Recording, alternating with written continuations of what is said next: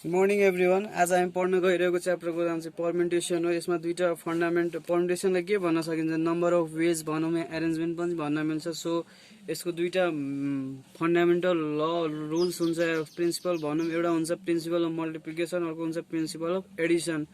So अनि the first question is के रहेछ तपाईँको, Ram has 3 different colour of and the 2 shirts of भन्छ। यहाँ हेर्नुहोस् त, ऱ्यामसँग कतिवटा सर्ट रहेछ, 3टा डिफ्रेन्ट कलरको एकचोटिमा उसले कतिवटा लाउनु पर्छ, 3टा मध्ये कुनै एउटा लाउँछ भने चाहिँ कतिवटा चोइस भयो, 3टा चोइस भयो।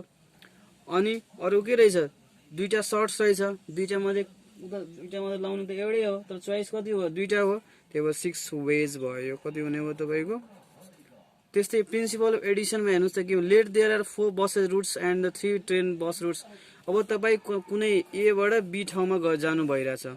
सो एबाट बीमा जानको लागि 4वटा चाहिँ बसको रुट रहेछ, अनि 3वटा के रहेछ, ट्रेनको रहेछ। भने टोटल कतिवटा रुट रहेछ, 7। भने चाहिँ के हुने हो, 7 वेज एन्सर हुने भयो। यदि यही क्वेसनमा तपाईँ के भन्थ्यो नि, चारवटा रुट चाहिँ जानेको छ अनि आउने चाहिँको 3टा रुट रहेछ भने त्यहाँ चाहिँ के हुन्छ, मल्टिप्लाई हुन्थ्यो। किनभने त्यहाँ डिफ्रेन्ट कुरा गर्यो नि त, आउने र जानेको कुरा गर्यो नि। यहाँ मात्र के भनिरहेछ, जानेको कुरा भनिरहेछ। त्यो पनि कि त त्यो बसले जान्छ कि त ट्रेनले जान्छ भनेर भन्दैछ। भने टोटल कति, 7 वेज हुँदो रहेछ तपाईँको। ल यहाँ तल हेर्नुहोस् त एकचोटि, यहाँ एउटा फ्याक्टोरियलको कुरासम्म बुझेछु। n minus n in factorial के हुन्छ, n माइनस 1 फ्याक्टोरियल।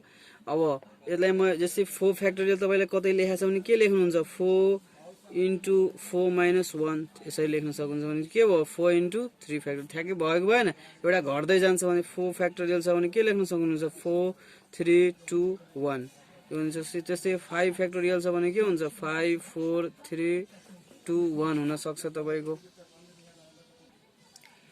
ल हेर्नुहोस् त क्वेसन नम्बर 1मा के भनिरहेछ। जब यस्तो क्वेसन तपाईँलाई कुनै क्वेसनको लागि एरेन्ज गर्नु भनिरहेछ, कुनै वर्ड दियो भने त्यसको लागि एउटा सिम्पल फर्मुला के हुन्छ, तपाईँ फर्मुला लेख्नु होला, n factorial by p factorial q factorial r factorial हुन्छ। यहाँ हेर्नुहोस् त, अब ALLUARJUN अल्लु Arjun, this is my favourite actor, is a fabulous actor. So एकचोटि हेर्नु होला। यहाँ हेर्नुहोस् त, p इजिकल टु के हुने भयो, ए कतिचोटि रिपिट भएको छ भने त 1 2 चोटि रिपिट भएर हुन्छ। याखेरि 2 ए के हुने, 2 टाइम्स हुने भयो। एज कति हुने भयो, 2 टाइम्स हुने भयो। अब त्यस्तै क्यु इजिकल टु के छ, डबल एल छ भने चाहिँ 2 लेख्नुहोस्, एल्स 2 टाइम्स हुने भयो। त्यस्तै एएलएल अरू पनि केही छ रिपिट भएको, यु भारै छ भने चाहिँ यहाँ लेख्नु युज 2 टाइम्स भने चाहिँ ए पनि गयो, एल पनि गयो, यु पनि गयो, ए पनि गयो। त्यसपछि तपाईँको यु पनि गयो। अब के रहेछ, सिङ्गल रहेछ भने त्यो यतिकै लेखिजाने हुन्छ तपाईँले। भने कुन कुन बाँकी भयो हेर्नुहोस् त, आरजे एन बाँकी भयो, पिक्युआर एस इजकल टु के हुने भयो, 1, टी इजकल टु के हुने भयो, 1, कतिवटा बाँकी छ, 1 2 3, पिक्युआर एसटी यु इजकल टु 1 यहाँ लेख्नु होला, आर 1 टाइम्स। त्यस्तै तपाईँको के हुन्छ, अब जे 1 टाइम, त्यस्तै एन के हुन्छ, 1 टाइम्स हुने भयो। अब फर्मुला के हुँदो रहेछ, n factorial by p factorial q factorial r factorial. So total कति रहेछ, 1 2 3 4 5 6 7 8 9 9 फ्याक्टोरियल डिभाइड बाई तल पुरै हालिदिनुहोस् त, 2 factorial into 1 factorial 1 factorial into 1 factorial छ है। सो अब यो गुणन गरिदिनु होला, जे आउँछ तपाईँको के हुने अब यो एन्सर हुने भयो। सो यस्तै अब अरू क्वेसन हेरौँ हामीले। ल क्वेसन 2मा हेर्नुहोस्, there are 20 micro bus running between Gaur and Kathmandu, in how many ways can Miss Amira go from Gaur to Kathmandu return by a different ways. अब हेर्नुहोस् त, उसँग यसलाई अब सिम्पली गर्दाखेरि यहाँ हेर्नुहोस् त, देयर आर 20 माइक्रो बसेस रहेछ भनेपछि the required number of ways कति हुन्छ भन्नुहोस् त। अब जानको लागि कति रहेछ, उसको 20 रहेछ हो कि होइन। अब ल यहाँ हेर्नुहोस् त, उसलाई जानको लागि 20वटा वेज हुन्छ भने आउँदाखेरि के भन्दैछ, डिफ्रेन्ट वेज आउँछ भने चाहिँ आउँदाखेरि कति हुने भयो, 19 हुने भयो। त 19 × 38 कति हुने भयो, 380। अब इक्जाममा गर्दाखेरि तपाईँले फर्मेट मिलाएर यसलाई गर्नु होला। मैले चाहिँ के बुझाइदिएँ भने तपाईँले क्वेसन बुझाउन म ट्राई गरिरहेको छु। के भन्दैछ भने 20 माइक्रो बसेस रहेछ running between Gaur to Kathmandu. सो जाने बेला उसको कतिवटा चोइस हुन्छ, 20वटा चोइस हुन्छ, 20 मध्ये कुनै एउटा जान सक्छ। अनि उताबाट रिटर्न आउँदाखेरि पनि डिफ्रेन्ट वेजबाट छ, जुनबाट गएको छ त्योबाट उताबाट आउँदैन भने चाहिँ एउटा कम भएर कति भयो 19 वेज हुने भयो। सो अब यसलाई तपाईँले यसरी गर्न सक्नुहुनेछ। ल यो क्वेसन हेर्नुहोस् त actually how many ways 6 passengers sit in a bus in having 16 vacants भन्छ। हेर्नुहोस् त 6 प्यासेन्जर रहेछ, sit in a bus having 16 vacant seats भन्छ। के हुने भयो, टोटल नम्बर अफ सिट्स कति रहेछ 16, बस्ने कति हुन्छ 6 जना। सो नम्बर अफ पर्मुटेसन कति हुने भयो,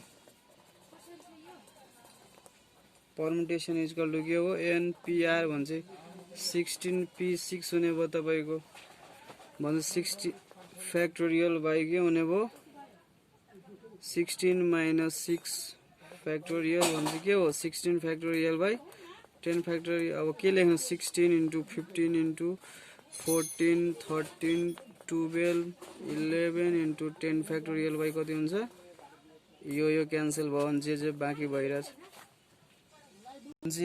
भन्छ। तपाईँलाई यति गुणन गर्दाखेरि कति आउँदो रहेछ, यति आउँदो रहेछ।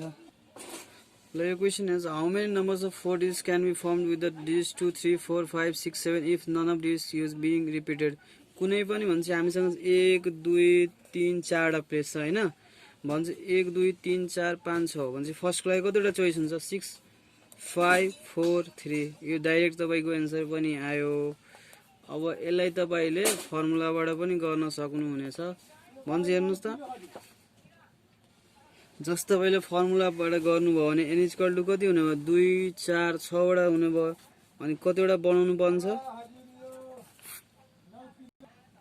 सो हेर्नुहोस् त्यहाँ फर्मुला के हुने भयो एनपिआर इक्वल टु के हुन्छ n factorial by n minus r factorial हुन्छ भने कति हुने भयो 6 फ्याक्टोरियल बाई 6 माइनस 4 फ्याक्टोरियल भन्छ 6 factorial by 2 factorial 6 into 5 into 4 into 3 into के हुने भयो 2 फ्याक्टोरियल बाई 2 फ्याक्टोरियल, यो क्यान्सल हुने भयो।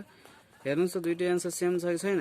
अब तपाईँ जहाँबाट फ्लेक्सिबल त्यहाँबाट बुझ्नु होला, तर इक्जाममा गर्दाखेरि यो फर्मेट गर्नु होला, तपाईँलाई सुड बी सजिलो हुन्छ होला।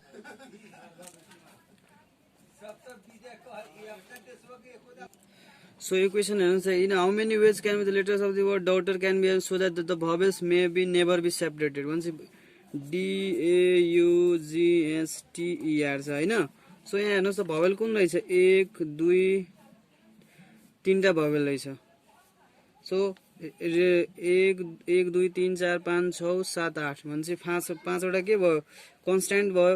अनि एउटा त्यो जुन 3टा भवेल छ त्यसलाई एउटा मानौँ किन भवेल्स मे बी नेभर सेपरेट भन्छ, त्यो कति भयो 6 फ्याक्टोरियल भएको भएन इन्टु यो जुन अब जुन 3टा जुन भवेल छ त्यो एक्सचेन्ज भएर पनि बस्न सक्छ, त्यही भएर तपाईँको एन्सर कति हो 6 फ्याक्टोरियल इन्टु 3 फ्याक्टोरियल कति आउँछ 4320 आउँछ।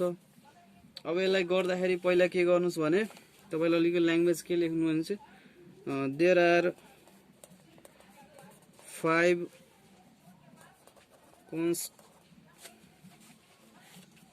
ओके। अब हामी अरू क्लासमा केही गरौँला। सो हस्, थ्याङ्क यू।